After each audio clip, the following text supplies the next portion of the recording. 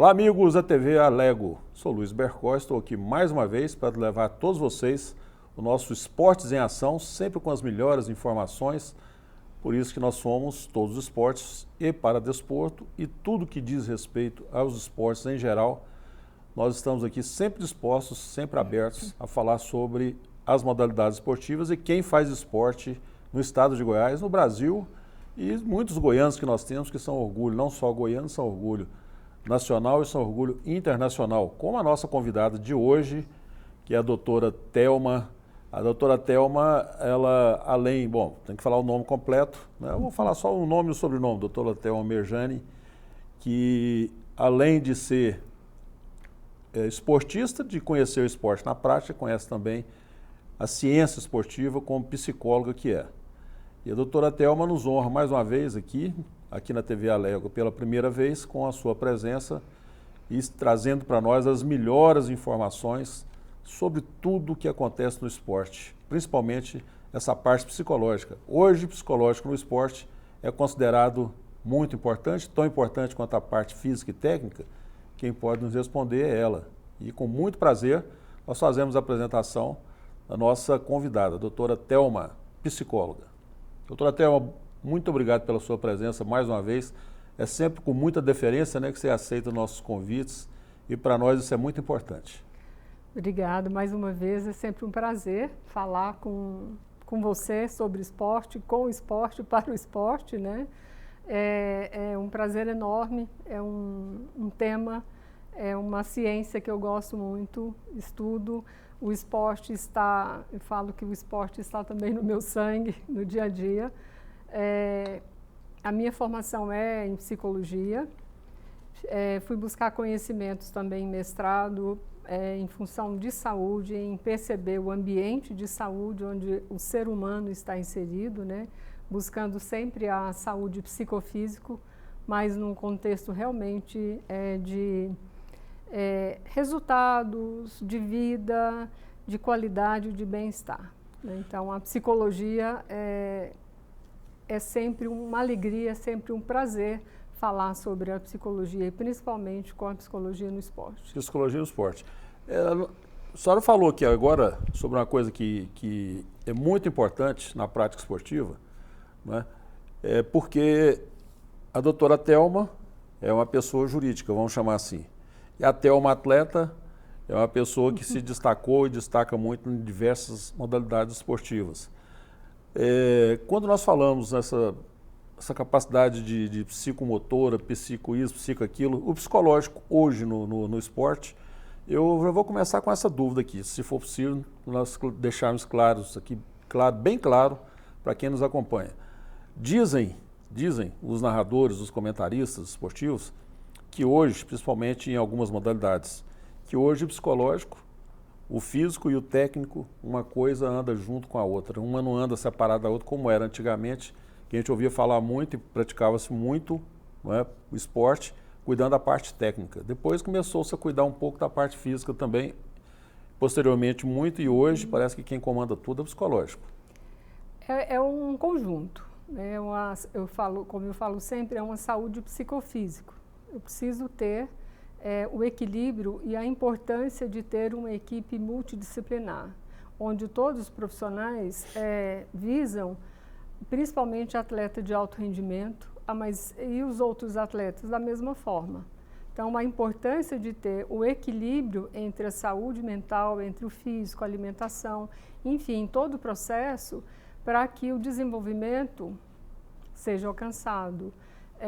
Eu acompanhei essa semana o rendimento de uma garota na natação, o quanto ela desenvolveu no último ano, aliás. Então, assim, para o atleta, segundos é muito importante para o resultado. Mas décimos de segundo às vezes, né? Décimos de segundo. Mas esse resultado, ele precisa ter um conjunto. Então, a equipe multidisciplinar que atua no esporte, no paradesporto, a importância de ter esse equilíbrio.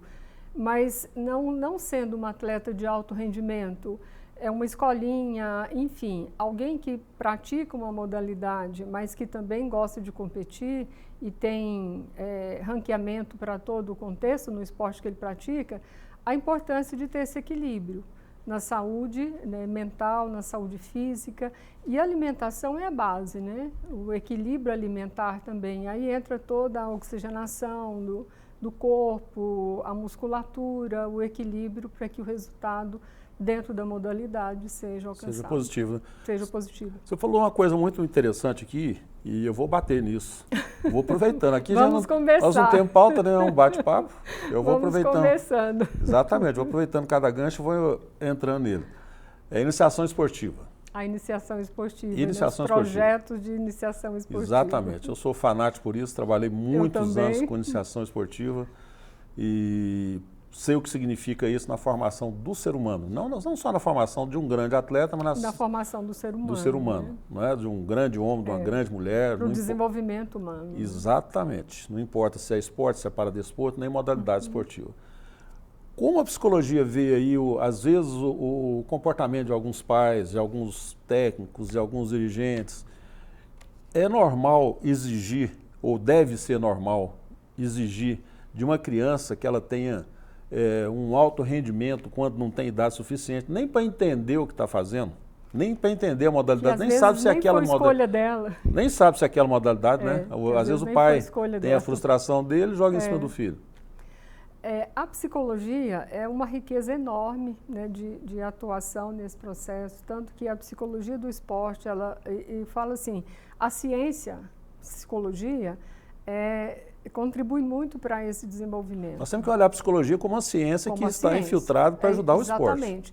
E o eixo da psicologia do esporte, aí ela atende tanto a área clínica, área de pesquisa, e esses projetos, principalmente da iniciação esportiva, a importância de ter o diálogo com os pais. E aí você fala algo que é muito importante. O excesso de cobrança para que uma criança ainda em desenvolvimento, em todas as fases de desenvolvimento, ela, vou usar entre aspas, né, seja cobrado que ela dê um resultado que às vezes ela nem esteja preparada para este resultado. Nem gosta daquela modalidade que nós dissemos. Né? Nem gosta da modalidade. Então, quem foi que ela escolheu a modalidade, porque às vezes tem criança que ela já identifica com algo do esporte e entra primeiro pelo lazer, para depois ter essa cobrança. Nós sabemos que tem alguns esportes que têm vida curta, né? Entre aspas, por exemplo, a ginástica artística. A natação. Principalmente, né, assim, começa-se muito novos as crianças, é cobrado o rendimento, mas aí nós precisamos de observar também o desenvolvimento de todas as fases saudáveis dessa criança. Então, olhando todos os ciclos de evolução do ser humano em todo o contexto. E, às vezes, os pais precisam também desse suporte. Então, a psicologia, eu gosto muito quando você falou algo que eu me encanto muito pelos projetos da iniciação esportiva. Deixa eu te fazer uma colocaçãozinha aqui, posso? Claro. E que eu vou ficando cada vez mais curioso. Eu também. E tem que aproveitar aqui a presença de quem entende realmente, cientificamente inclusive. Além da prática, tem a parte científica. Nós vemos aí no tênis, vamos citar algumas modalidades. Tênis e a natação, por exemplo. Uhum. Por exemplo. Né? Não é que sejam somente as, mas tem no futebol, tem em todas as modalidades. Os pais que ficam correndo na natação, né? O filho não está nem ouvindo, mas o pai está se estressando lá de fora. No tênis é o contrário. O pai se estressa e estressa quem está praticando, porque está ouvindo tudo, e inclusive muitas vezes a gente vê um pai brigando com o outro. Sim. Isso é terrível, terrível. Eu já passei por isso, eu sei como é que funciona. Tudo aqui é na prática, né? Tudo é na prática. E isso ajuda, prejudica, inibe, desgasta. Qual o resultado disso? Eu vejo assim, tudo precisa ter um entendimento do diálogo, né? Até que ponto esse pai contribui para que o filho pratique a modalidade com prazer. Primeiro com prazer, para que ele tenha vamos pensar num contexto de garra entre paixão e perseverança. Bacana isso. Qual é a paixão, qual a perseverança que ele tem para construir uma carreira de sucesso dentro do esporte. Então, é o apoio dos pais. E nós sabemos que o esporte, e aí quando você fala da iniciação esportiva, a disciplina está muito presente. Muito presente. Então, isso ajuda muito a pessoa a organizar tempo, a organizar um eixo disciplinar enquanto pessoa e futuramente enquanto profissional também, mas ainda assim, como praticante. Às vezes, esse desejo, entre aspas, né, vamos dizer assim, dos pais. O pai é mais... Normalmente o pai é mais indisciplinado, os pais são menos disciplinados do que os filhos então, na prática esportiva, no momento esportivo. Por isso que é bom o diálogo, né? Nessa construção. Dentro de casa o diálogo ou entre os pais? Ou de que maneira? Eu falo o diálogo entre, vamos pegar no projeto de iniciação esportiva. Tá. Se tem um suporte para os pais, se tem um suporte para a criança e que já começa a construção desse diálogo, é importante. Nós sabemos que quantos pais que têm todo o investimento de vida profissional nos filhos e quantos filhos, atletas de sucesso, nós ouvimos o agradecimento do investimento de tempo, investimento de vida que os pais fizeram por ele. Então, é um investimento, tem estresse? Tem, né? É resultado, mas mesmo assim, ter cautela com esses pais, né? Eu falo assim, que os pais tenham cautela no sentido de perceber até que ponto eu posso interferir. E aí você falou do tênis, que realmente entra fator estressor dos dois lados. Uma loucura. Né? Um pai chega, briga com o outro, né? Os filhos jogando. Tem briga entre pais, né? Então isso é importante em todos os níveis, né? Em todos os níveis, né? Em todos os níveis. Então isso é importante. E aí eu falo da garra, da questão de paixão e perseverança em toda a prática esportiva também. Até que ponto é essa paixão? Por isso que é importante ter esses cuidados, né, de fazer algo com prazer.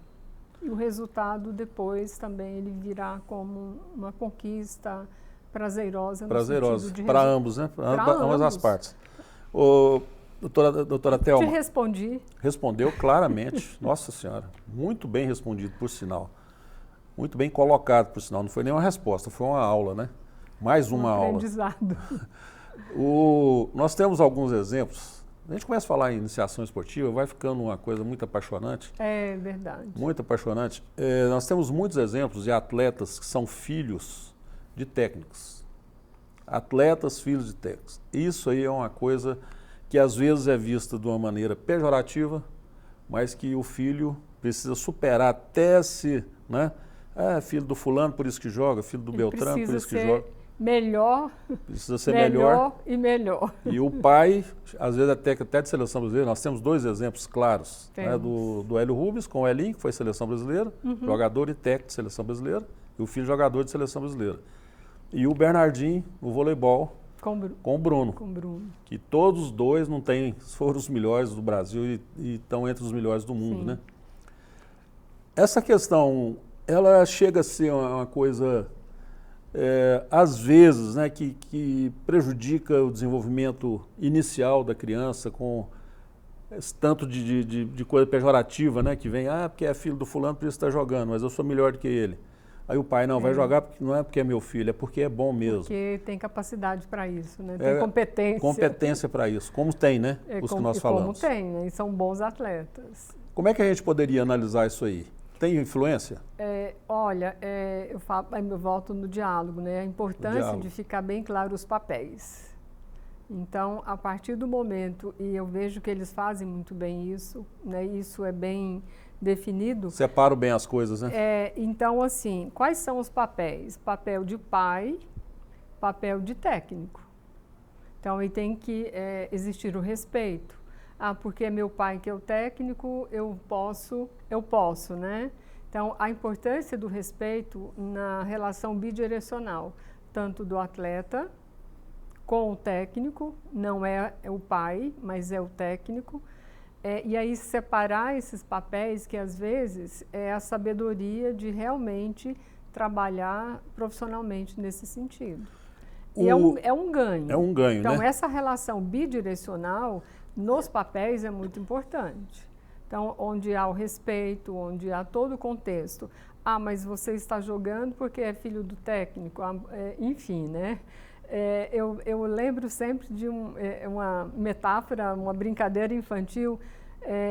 Quem é o dono da bola? Isso. Então, vou levar a bola. Vou jogar porque a bola é minha, a camisa é minha. Porque ninguém joga mais. Então, a importância de pensar nesses papéis e no respeito dos papéis. Então, a construção do ser humano nessa relação bidirecional, tanto do atleta quanto do filho, né, do ser humano, a isso, mais uma vez, a importância da transparência. Você falou uma coisa que diálogo. eu ia justamente colocar agora. A separação que existe do pai para o técnico e do filho para o atleta. Sim, isso é muito importante. E conversar definir. Exatamente. Conversar dentro de casa sobre aquele momento do treinamento, aquele momento do jogo. Vamos considerar o pai com o filho. Acrescenta? Você acha que acrescenta? Eu penso que pode ser, mas como uma forma de... não vou dizer de lazer, mas uma comunicação informal, porque senão, novamente, os papéis poderão, né, existir uma cobrança, mas naquele lance você poderia ter feito. Dentro de casa. Então... Na mesa, ali, sentado à mesa para fazer uma refeição. Eu vejo assim, uma discussão saudável no sentido de crescimento, mas no sentido de cobrança. E a gente sabe que todo momento de feedback, a importância de dar um feedback, mas de também apontar o que eu posso melhorar. Então, não simplesmente ser algo corretivo, mas ser um corretivo com aplicabilidade positiva. Quem me ensinou muito numa oportunidade que eu tive de assistir na televisão foi o Edinho, filho do Pelé, quando ele resolveu deixar de jogar na linha, que era um bom jogador nos Estados Unidos, para ser um bom goleiro. Foi pro gol. Foi pro gol. Aí ele explicando as cobranças que ele teve indiretas do pai dele, por que ele não continuou jogando na linha. Ele falou, porque eu sou filho do Pelé. Aí eles vão querer que eu seja o Pelé. Eu jogando no gol, que é o contrário do que o Pelé fazia, que era gol, eu vou defender gol. E eu vou ter oportunidade de me realizar mais. Aí acabei me tornando um bom goleiro. Foi assim que ele virou goleiro, sem querer, contrariando, para não ser comparado ao pai.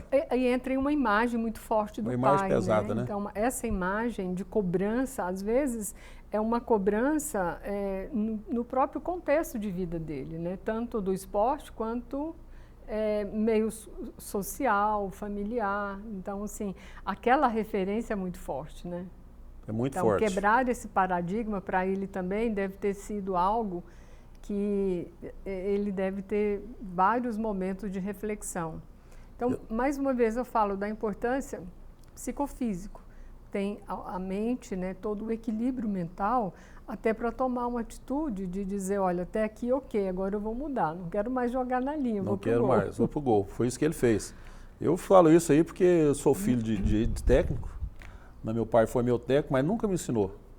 Ele era técnico, mas nunca ensinava. Ele queria que eu aprendesse com os outros, para não ser tido como protegido. E eu não gostava da modalidade que eu praticava, que era basquete. Eu passei a gostar de basquete por intermédio dos amigos, dos colegas. De uma convivência de grupo social. E me levavam, socialmente me levavam para poder jogar basquete e conseguir chegar em algum lugar. Então, olha só, e chegou, né, deixando uma marca, né, deixando um legado. Participei de um time que deixou a marca, né, o time do Vila Nova. Então, eu gosto de uma frase que fala que talento vence jogos, a equipe vence campeonato. Isso. Então, assim, o grupo trabalhando no mesmo objetivo. Só aproveitando o seu gancho aqui de equipe, quando a equipe ganha campeonatos, a nossa equipe aqui também, nós também trabalhamos em equipe, que não existe nada individual, né? Fala, o Bercott está apresentando, mas para eu chegar a apresentar, para convidar a doutora Thelma para vir aqui, nos dar essa aula, nós temos uma equipe todinha por trás. Então, uma equipe que nos dá todo apoio aqui na TV Alego, que é o Kennedy, que é o nosso diretor de TV, o Elias, que é o câmera, que é o fera, 30 e tantos anos, não vou nem falar quantos anos de experiência. Algumas décadas. Muitas décadas de experiência. E a Luana, que também é a nossa produtora, faz um trabalho fantástico aqui. Muito obrigado a todos pela integração que nós temos aqui dessa equipe fantástica. Desculpa ter te cortado. Não, isso é importante, porque cada um faz a sua função, né? Exerce o seu papel para que todo o contexto seja sucesso. Exatamente. Como você acredita em esporte disse, individual? Olha, é todo um contexto que envolve esse indivíduo. Até entrar no tatame, entrar na piscina, entrar na pista de atletismo. Até o pulo da piscina, tem alguém que está nessa contribuição, né? Então, eu pratiquei durante 40 anos duatlo. Então, água e corrida. Então, a forma de ter esse cuidado também, eu gosto muito nesse contexto, principalmente, ter a gratidão de quem faz todo o processo para que o sucesso seja alcançado, que o resultado esteja aparente, né? Então, assim, se vai na natação, o ranqueamento em toda a pontuação que ele pode ser visto também. E aí entra, ele foi individual na natação, mas quantas pessoas que contribuíram para que aí entre mais uma vez a equipe multi-interdisciplinar. É por isso que a gente vê em muitas modalidades os atletas de topo, né, que são top mesmo, de um tempo para cá, estão reconhecendo muito a equipe, muita equipe. A equipe está abaixo? Não, a equipe está fora do momento da competição, mas sem o técnico, sem o fisioterapeuta, sem o fisiatra, sem o psicólogo, sem o gestor, o dirigente, sem tudo, não é ninguém. Sem o preparador físico, não é ninguém. É uma marca, né? Nutricionista. Principalmente, né? Então, assim, é uma marca, é a imagem que vai. Então, quando ele sobe no pódio, tem uma construção nos bastidores. O bastidor normalmente traz bons resultados. Doutora Thelma Merjani, psicóloga, está aqui conosco hoje, nos dando mais uma aula sobre psicologia esportiva. Isso aqui é o seguinte, tem um conteúdo dessa senhora, essa mestra, é um aprendizado. Doutora Thelma, ela tem um conteúdo tão grande que nós precisaríamos, aliás, já conversamos, batemos muitos papos, né, antes desse, mas sobre isso nós nunca tínhamos, acho que não, né? Acho que nós nunca tínhamos conversado, aprofundado tanto nesse assunto especificamente. Não, né? Não. Acho que não. Foram pautas diferentes. Foram diferentes. E vamos falar um pouquinho sobre o esporte de alto rendimento? Lá em cima, o pessoal que está lá em cima, futebol e outras modalidades, né? Nós estamos falando de uma modalidade especificamente, mas do atleta em si, principalmente do atleta. Sim. Podemos falar sobre isso? Podemos.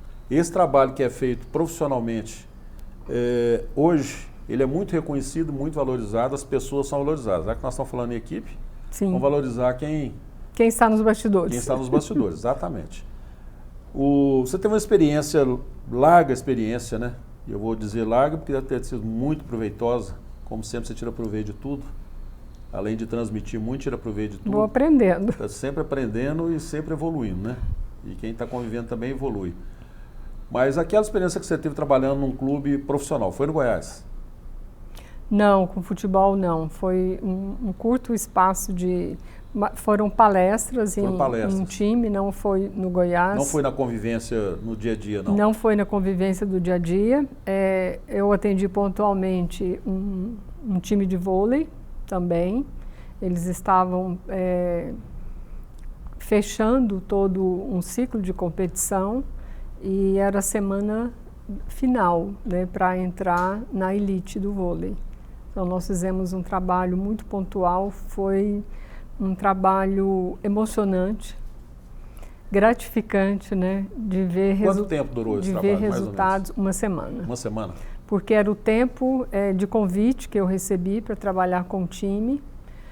Foi mais um pouco que uma semana, acho que uns 15 dias, vamos colocar uns 15 dias, mas foi muito pontual, porque eles estavam já no final do campeonato para o jogo muito próximo, né, para disputar a final, e nós trabalhamos 15 dias intensivamente com todos, tanto com a equipe, com os atletas. No dia do jogo final, eu me encontrei com eles de manhã e ainda fiz uma brincadeira, que, né, sairíamos de lá com resultado satisfatório.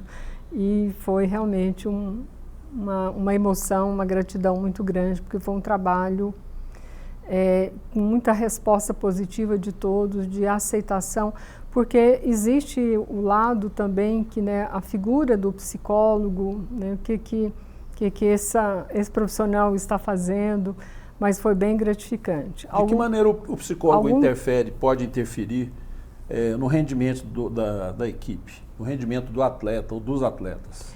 Ele não poderia dizer no rendimento, né? Mas às vezes na tomada de consciência de alguns pontos que ele busca como reflexão. A insegurança, às vezes, a falta de autoconfiança. Aí entra a motivação, entra o estresse, entra uma série de situações e às vezes a parte emocional. Alguns atletas, por exemplo, que estão iniciando carreira, isso, né, no esporte em geral, que às vezes estão longe da família. Então interfere isso? Interfere, então não vou dizer assim que é um fator único, mas é um conjunto de fatores que às vezes pode ser melhor trabalhado para que ele continue nesse contexto. O psicólogo ele consegue descobrir, eu estou perguntando isso porque eu não sei, eu gostaria de saber e não sei se quem está nos assistindo sabe, mas o psicólogo ele consegue descobrir ou despertar nessa autoconfiança, né, da motivação do atleta. Tem algum potencial que ele, às vezes, desconhecia? Pô, eu não sabia que era capaz de fazer isso. Tem as avaliações, e isso do psicólogo, né? Então, assim, tem as escalas, tem as avaliações que específicas do psicólogo para buscar resultados, para dar feedbacks, é lógico que tem, assim, uma margem que pode ser melhorado, mas como eu posso melhor ter...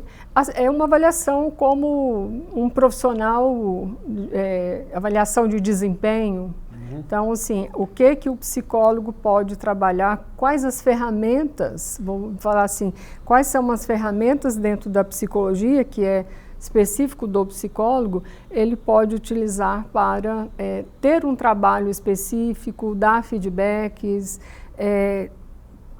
trabalhar algo que seja pontual, por exemplo. Os outros profissionais... Tá, pode concluir. Por isso que eu disse que a psicologia, né, e aí, como eu falei, eu fico encantado, né, com a ciência, e dentro da psicologia tem a psicologia do esporte, ela trabalha a parte da educação, a parte da avaliação com os atletas, aí entre todo esse aporte, né, e a parte de todo o contexto de desenvolvimento humano. Então agora ficou muito melhor para mim. É isso aí que eu queria saber, do desenvolvimento humano, como ser humano, além de desenvolver como atleta, né? Como pessoa, né? Como pessoa, como uma pessoa que fora das quadras também tende a melhorar, precisa melhorar às vezes, ou na maioria das vezes, todos nós precisamos, né? Mas os demais profissionais, eles convivem com vocês, conviveram com vocês, o nutricionista, o fisiologista, o técnico, sim, na equipe, sim. Tem uma coisa que... além dos atletas, lógico, né? Tem uma coisa que é muito importante quando nós falamos de desenvolvimento humano, é a questão da resiliência. Resiliência. Então, está na moda essa palavra agora. Mas assim, psicologicamente falando, como eu posso apresentar um comportamento funcional, né? Então, primeiro eu vejo o que eu posso fazer de diferente. E todo o contexto também de trabalhar a perspectiva, qual a minha perspectiva de vida, o que eu posso entender com todo esse contexto. Ter pragmatismo, isso também é muito importante para o ser humano, né? Então, quando você fala da equipe, e aí a riqueza de tudo isso é que quando um respeita o espaço do outro, sem interferir, mas contribuindo. Porque às vezes, às vezes uma pessoa, ele identifica em ter um diálogo com alguém da equipe, ele se abre, mas a importância de que cada um dessa equipe multidisciplinar trabalhe coesa. Porque o resultado, o foco é um só. Né? Então, é uma equipe, é um atleta, é um profissional dentro de uma organização. O esporte, em equipe, o esporte é uma organização no sentido de resultados de mercado, no sentido de resultados de profissional. Quantos profissionais, atletas que tem, né? Que tem. Uma coisa muito importante, nós estamos aqui com o tempo... Te respondi? Muito. Nós estamos com o tempo aqui estourando praticamente. Esse tempo é muito rápido. É rápido, é muito rápido. O conteúdo é que é grande. O tempo... Algumas pessoas o tempo é suficiente, mas no seu caso aqui ele é totalmente insuficiente. Por isso que nós temos que fazer outras jornadas como essa. Faremos. Mas veja bem, uma colocação. O atleta, a partir do momento que ele tem um acompanhamento psicológico, o rendimento dele tende a melhorar. Como atleta. Com a equipe. Com a equipe. Vamos pensar na saúde psicofísica. Isso, sempre a equipe. Por isso que eu fiz questão de perguntar aqui se a equipe participava dessas palestras também. Todo mundo participava. Posso dar um exemplo?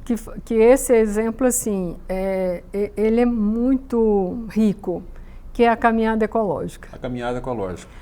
A caminhada ecológica. Então, veja só, não é uma semana somente. A caminhada nós temos que explicar que é daqui a Aruanã apenas. Daqui a Aruanã, né? Apenas, então, apenas 300 quilômetros. Apenas 353 quilômetros, né? Então, assim, o que antecede a caminhada ecológica, a seleção para os atletas que participarão da caminhada, então, tem todo um preparo. Na seleção, depois, entre a seleção e o que acontece na largada, né, no start da caminhada. Então, toda a equipe está ali. E durante a caminhada, 100% a equipe está atenta. Então, a parte de enfermagem, parte de nutrição, a fisioterapia, enfim, é muito rico. Eu falo que é gratificante e emocionante observar o resultado em conjunto. Mais uma vez, a gente chega à conclusão, né, e a confirmação de que não existe esporte individual. Né? Caminhada, parece que eu estou caminhando sozinho, parece. Mas olha por trás que está aqui, o tamanho da equipe que está envolvida. É uma equipe enorme. E antes disso, né? Antes é gigante, então assim, tem logística, tem preparo, por exemplo, quem participa de triatlon, quem leva a bicicleta, enfim, quem cuida do transporte de que precisa levar o material para que o esporte, o tênis, quem se preocupa com a logística. Sempre tem alguém que leva. Então, assim, esse olhar é muito importante. Eu aprendi muito isso, essa convivência em equipe, num nível bom, que é a seleção brasileira, né, como chefe de delegação da seleção brasileira.